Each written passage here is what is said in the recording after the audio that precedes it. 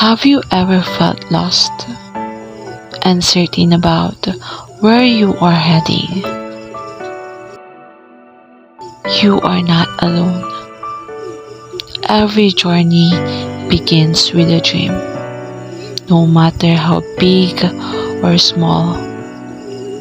But sometimes we get distracted, caught up in fear and doubts. And just like a dragonfly, we can lose our way. But here's the truth.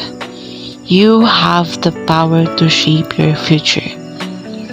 Every choice you make brings you closer to where you want to be. Don't let distractions, failures, or fear keep you from chasing your dreams. The sky is yours to reach. Don't be a lost dragonfly. Spread your wings, take that first step, and soar. Your dreams are waiting.